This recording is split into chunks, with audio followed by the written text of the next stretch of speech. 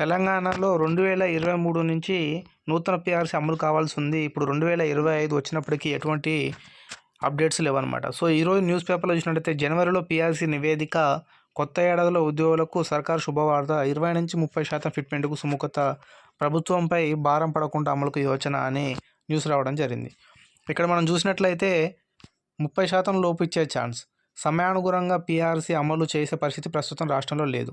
యాక్చువల్గా తెలంగాణలో 2018లో పీఆర్సీ రావాల్సి ఉంటే 2020లో ఇవ్వడం జరిగింది. ఇప్పుడు మళ్ళీ 2023లో ఇవ్వాల్సిన పీఆర్సీని 2025 వచ్చినప్పటికీ ఇంకా ఎటువంటి అప్డేట్లు లేవన్నమాట. సో 2 సంవత్సరాలు గడిచినప్పటికీ ఎటువంటి పీఆర్సీ నివేదికనే తెప్పించుకొని ప్రభుత్వం అని చెప్పి మనం ఇక్కడ చూడవచ్చు.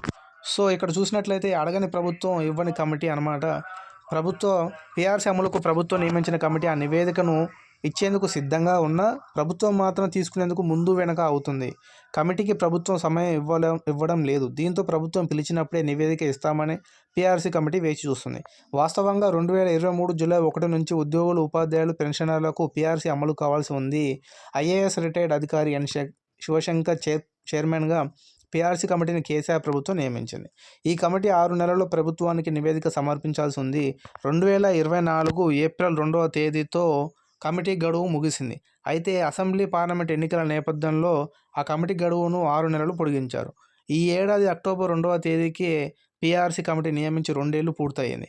కానీ ఇంతవరకు ప్రభుత్వం నివేదిక తీసుకునేందుకు కమిటీని ఆహ్వానించలేదు. డిసెంబర్లో లోకల్ బాడీ ఎన్నికలు రానున్న క్రమంలో ఇప్పట్లో పీఆర్సీ అమలు చేసే అవకాశం లేదు. ఒకవేళ అమలు చేయాలంటే ఎన్నికల షెడ్యూల్ రాకముందుకే చేయాలి, లేదంటే వచ్చే ఏడాదిలోనే చేయాల్సి ఉంటుంది. సో ఇక్కడ కమిటీ రెడీగా ఉంది, కానీ ప్రభుత్వం కమిటీ తీసుకోవడం లేదు. ఎందుకంటే నివేదిక తీసుకుంటే ప్రభుత్వ ఉద్యోగస్తులు పీఆర్సీ ఇవ్వాల్సింది కదా, ఒత్తిడి చేస్తుంది. దాని కారణంగా నివేదిక తీసుకోకపోవడమే మంచిది అన్నట్టు మనం ఇక్కడ చూడొచ్చు. సో ఇక్కడ చూసినట్లయితే మనం ఉపాధ్యాయ సంఘాలు పీఆర్సీ కమిటీతోనే కొన్ని సంఘాలు 50% ఫిట్మెంట్ ఇవ్వాలని, కొన్ని సంఘాలు 51% ఇవ్వాలని, ఇంకొన్ని సంఘాలు 30 కంటే పైనే అమలు చేయాలని ప్రతిపాదనలు సమర్పించినాయి. ఉద్యోగ సంఘాల నేతలు డిమాండ్ మేరకు 51% ఫిట్మెంట్ అమలు చేయాలంటే ప్రభుత్వంపై రూపాయలు 12,750 కోట్ల రూపాయలు భారం పడుతుంది. సో ఇది సర్కారుకి మోయలేని భారం అని చెప్పాలి. నిజమే, ఇప్పుడు మనకి ఇవ్వాల్సిన డిఏలే ప్రభుత్వం ఇవ్వలేకపోతుంది. అట్లాంటిది 51% ఫిట్మెంట్ ఇచ్చేది ప్రభుత్వానికి మోయలేని భారమే అవుతుంది. సో ఈ క్రమంలో ప్రభుత్వంపై ఆర్థిక భారం పడకుండా 20-30% లోపు ఫిట్మెంట్ ఇవ్వాలని భావిస్తుంది. రాష్ట్రంలో దాదాపు 15 లక్షల వరకు ఉద్యోగ, ఉపాధ్యాయులు, పెన్షనర్లు ఉన్నారు. వీరందరికీ కనీసం 1% ఫిట్మెంట్ ఇచ్చినా సరే 250-300 కోట్లు పడుతుందన్నమాట భారం. సో ఇక్కడ మనం ఒకవేళ 20% చొప్పున ఇచ్చినా కూడా 5,000 కోట్లు, 30% ఇస్తే 7,500 కోట్ల భారం వేస్తుంది. సో 51%తో పోల్చినప్పుడు ఇది 7,500 కోట్లు అనేది కొంచెం భారం తక్కువ, 5,000 కోట్లు అనేది భారం తక్కువ. కాబట్టి ప్రభుత్వం 20-30% మధ్యలో ఇచ్చేందుకు సుముఖత ఉందని చెప్పి మనం ఈ న్యూస్లో చూడవచ్చు.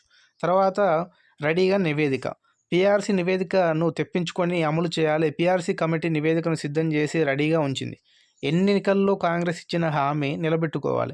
జాయింట్ స్టాఫ్ కౌన్సిల్ మీటింగ్ను కూడా ఏర్పాటు చేసి ఉద్యోగ, ఉపాధ్యాయులు, పెన్షన్ల పెండింగ్ సమస్యలు పరిష్కరించాలి. ఈహెచ్ఎస్ పథకాన్ని అమలు చేయాలి. ప్రభుత్వం కాలయాపన చేయకుండా ఉద్యోగులకు ఇచ్చిన హామీని వెంటనే నెరవేర్చాలని చెప్పి ఇక్కడ మనకు ఉద్యోగుల జేఏసీ చైర్మన్ చెప్పడం చూడొచ్చు. సో ఇదనమాట. ఇక్కడ యాక్చువల్గా మనకి ఇప్పటికీ 2 సంవత్సరాలు అయినప్పటికీ ఎటువంటి పీఆర్సీ కానీ లేదు, దాని గురించి నివేదిక కూడా తీసుకోలేదు. అట్లీస్ట్ డిఏలు కూడా తెలంగాణలో 5 డిఏలు పెండింగ్లో ఉన్నాయి. సో దీని మీద ప్రభుత్వం నిర్ణయం తీసుకొని ఉద్యోగులకు న్యాయం చేయాలని మనం ఈ వీడియో ద్వారా తెలుపుదాం. సో ఈ వీడియో మీకు నచ్చినట్లయితే లైక్, కామెంట్, షేర్ చేయండి. Thank you.